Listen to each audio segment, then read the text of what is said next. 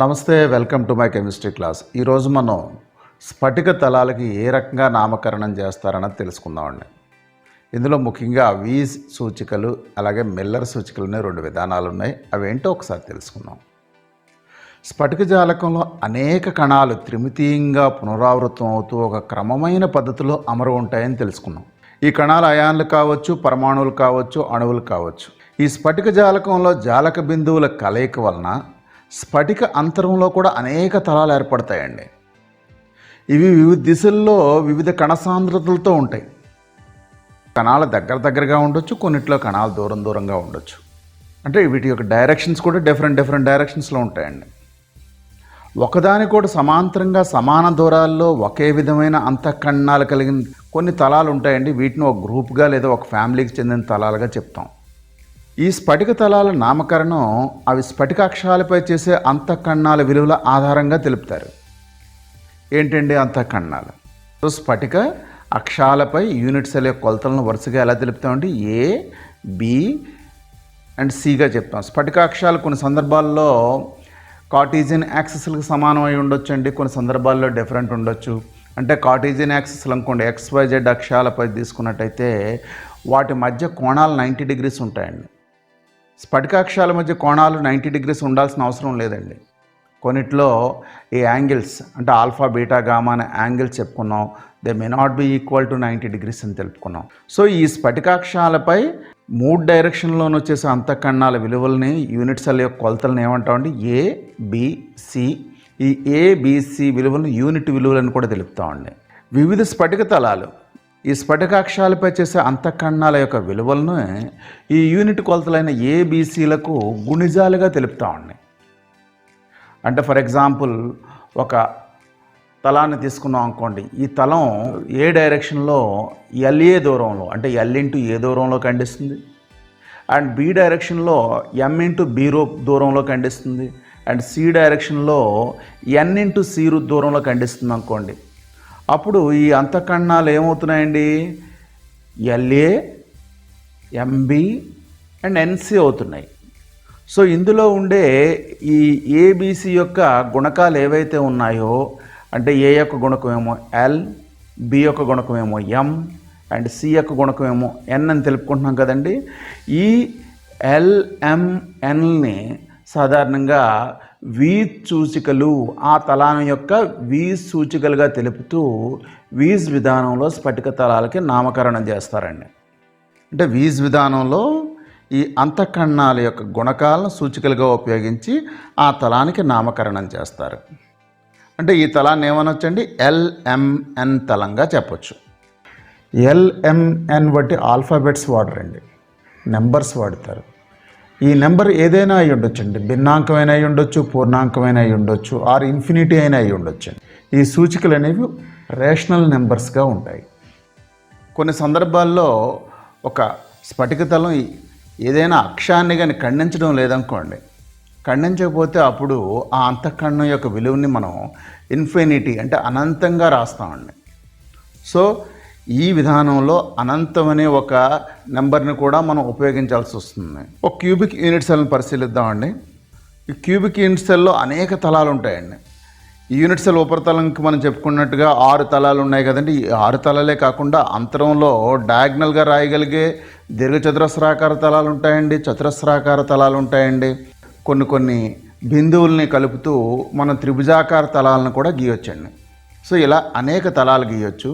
ఈ తలాలకి ఎలా నేమింగ్ వీజ్ విధానంలో వస్తుందో ఒకసారి చూసినట్లయితే, ఈ తలాన్ని పరిశీలించండి.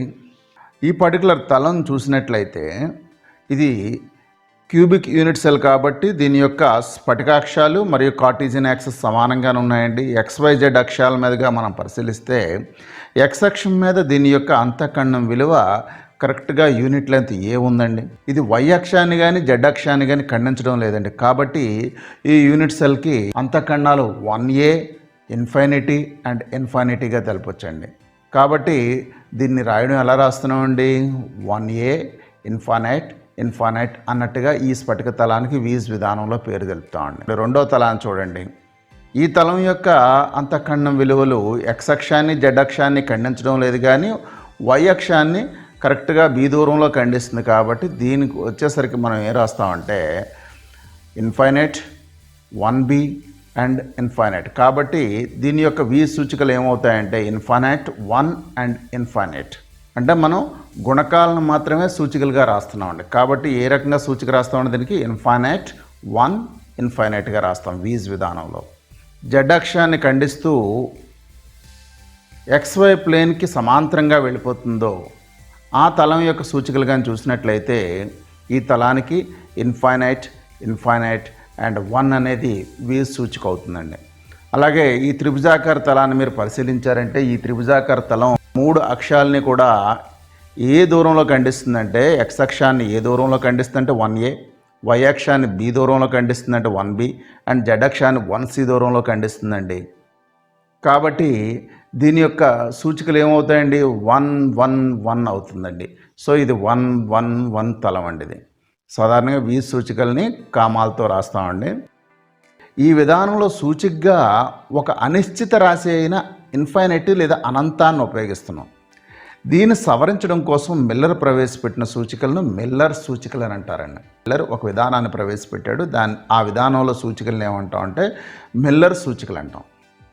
మిల్లర్ సూచికలను వ్రాయడం కోసం కొన్ని స్టెప్స్ ఏంటంటే, ఒకటి స్ఫటికతలం స్ఫటికాక్షాలపై చేసే అంతఃకణాల యొక్క గుణకాలను మొదట తీసుకోవాలండి.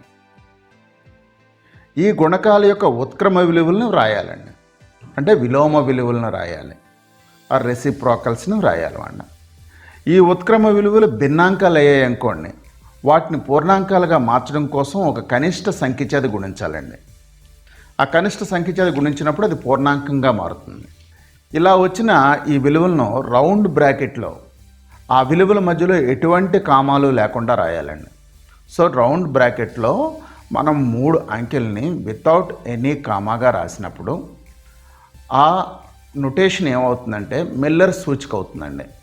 సో ప్రతి తలానికి కూడా మనం మిల్లర్ సూచికల్ని రౌండ్ బ్రాకెట్లో వితౌట్ ఎనీ కామా అంటే కామా లేకుండా 3 విలువల్ని, అంటే ఏ రకంగా వచ్చాయండి 3 విలువలు, ఒకటి అంతఃకరణ విలువలను తీసుకున్నాం, వాటికి ఉత్క్రమాలను రాసాం, ఆ ఉత్క్రమాలని కనిష్ట సంఖ్య చేత గుణించి పూర్ణాంకాలుగా మార్చాం.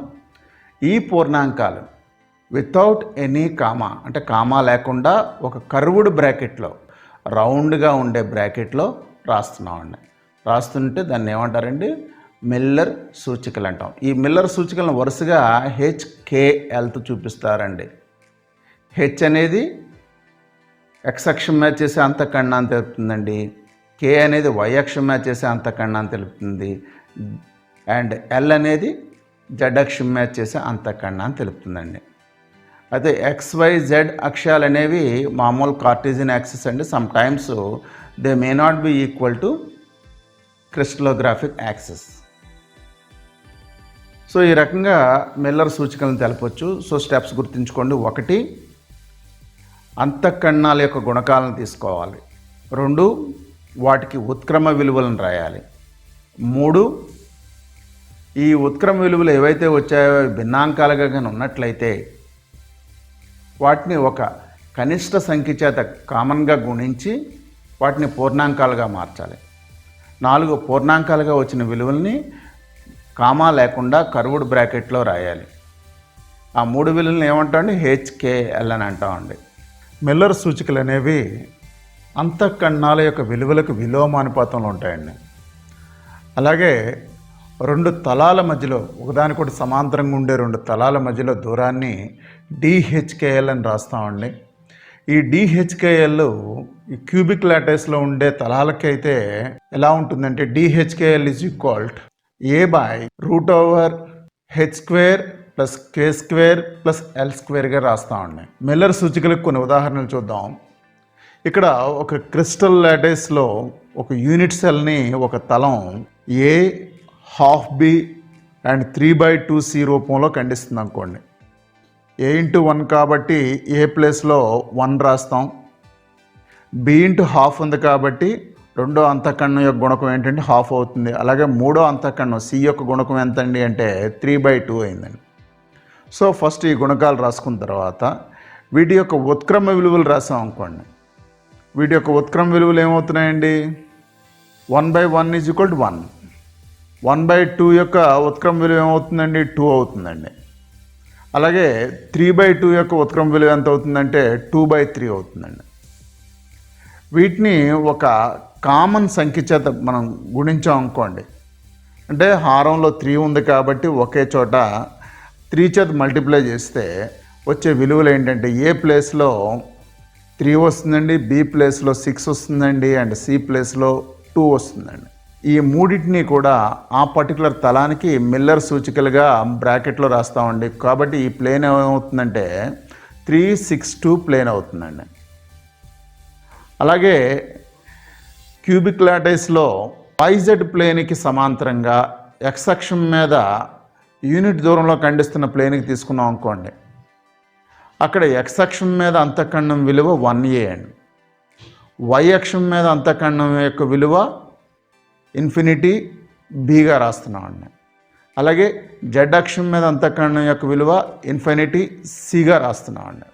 కాబట్టి ఈ పర్టికులర్ 3 గుణిజాలు తీసుకున్నట్లయితే 1, ఇన్ఫినిటీ, ఇన్ఫినిటీ వీటి యొక్క ఉత్క్రమ విలువలు రాసాం అనుకోండి, 1/1, 1/∞, 1/∞ అవుతుందండి.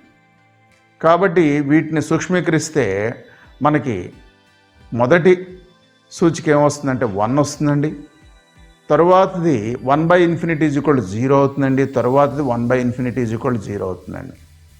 సో ఇక్కడ వచ్చిన వాల్యూస్ ఏంటి? 1, 0, 0 అండి. కాబట్టి ఈ ప్లేన్ని మిల్లర్ సూచికల ప్రకారం ఎలా తెలుపుతామంటే 1, 0, 0 ప్లేన్ అని తెలుపుతామండి. కర్వ్డ్ బ్రాకెట్లో 1, 0, 0 రాస్తామండి. ఈ రకంగా ఈ ప్లేన్కి మిల్లర్ సూచికను తెలపచ్చు. అలాగే XYZ అక్షాలని యూనిట్ దూరంలో ఖండిస్తున్న ఈ త్రిభుజాకార తలం తీసుకున్నాం అనుకోండి, ఈ త్రిభుజాకార తలానికి అంతఃఖండాల విలువలు 1A, 1B అండ్ 1C. కాబట్టి వాటి యొక్క గుణకాల విలువలు 1, 1, 1 అవుతుందండి. వీటి ఉత్క్రమాలు తీసుకున్నా కానీ 1, 1, 1 అవుతుందండి. కాబట్టి ఈ పర్టికులర్ తలానికి వీజ్ విధానంలో పేరు 1, 1, 1 వచ్చిందండి. మిల్లర్ విధానంలో పేరు కూడా ఏమవుతుందంటే 1, 1, 1 అవుతుందండి. అయితే మిల్లర్ విధానంలో మనం సూచించే విధానం ఏంటంటే సూచికల మధ్యలో కామా పెట్టమండి. మూడింటిని కూడా కర్వ్డ్ బ్రాకెట్లో రాసి దీన్ని 1, 1, 1 ప్లేన్ అంటామండి. అలాగే ఇంకొక ఎగ్జాంపుల్ చూడండి. ఇక్కడ ఈ పర్టికులర్ ప్లేను X అక్షాన్ని 2 యూనిట్స్ దూరంలో ఖండిస్తుందండి. Y అక్షాన్ని -3 యూనిట్స్లో ఖండిస్తుందండి. Z అక్షాన్ని -3 యూనిట్స్లో ఖండిస్తుందండి. కాబట్టి ఈ ప్లేన్కి మిల్లర్ సూచికలు రాయమన్నారు అనుకోండి, మొదట అంతఃఖండాలు ఏమయ్యాయండి? అంతఃఖండాలు 2A, -3B అండ్ -3C.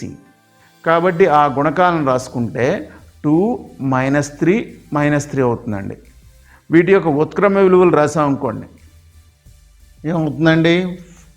2 యొక్క ఉత్క్రమ విలువ 1/2, -3 యొక్క ఉత్క్రమ విలువ -1/3, -3 యొక్క ఉత్క్రమ విలువ -1/3.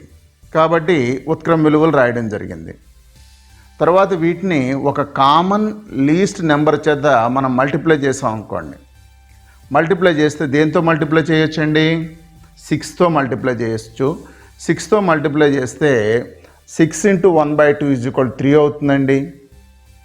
అలాగే -1/3 × 6 ఈజ్ ఈక్వల్ టు -2 అవుతుంది.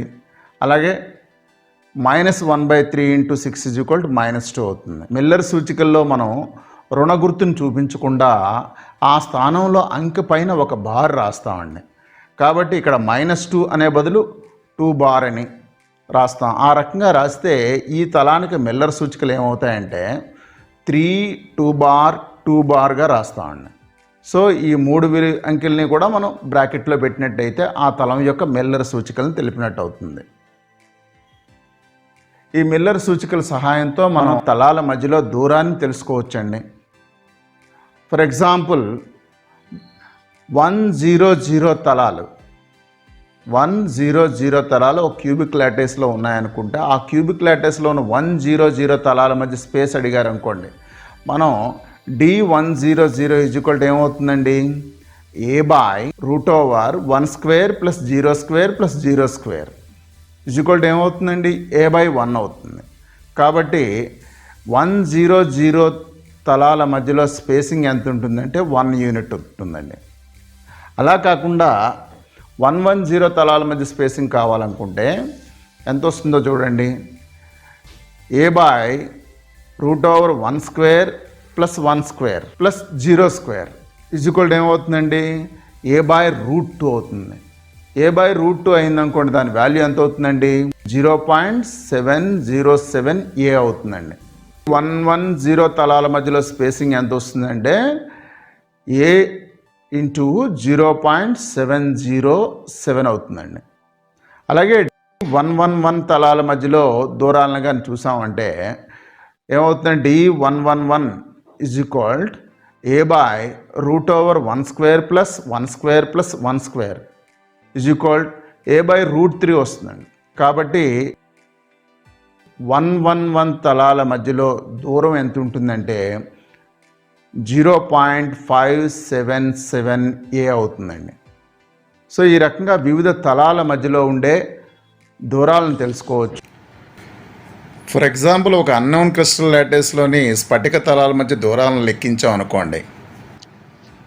దూరాల విలువలు 1:0.707 0.577గా వచ్చింది అనుకోండి. ఏమర్థం చేసుకోవచ్చు అంటే ఈ రకమైన నిష్పత్తి క్యూబిక్ లాటిస్లో ఉంటుంది, కాబట్టి క్యూబిక్ యూనిట్ సెల్స్లో ఉంటుంది, కాబట్టి ఇది క్యూబిక్ నిర్మాణాన్ని కలిగి ఉందని తెలుసుకోవచ్చండి. ఈ రకంగా ఒక యూనిట్ సెల్ ఏ నిర్మాణాన్ని కలిగి ఉంది అన్నది మిల్లర్ సూచికలను ఉపయోగించడం ద్వారా తెలుసుకోవచ్చండి.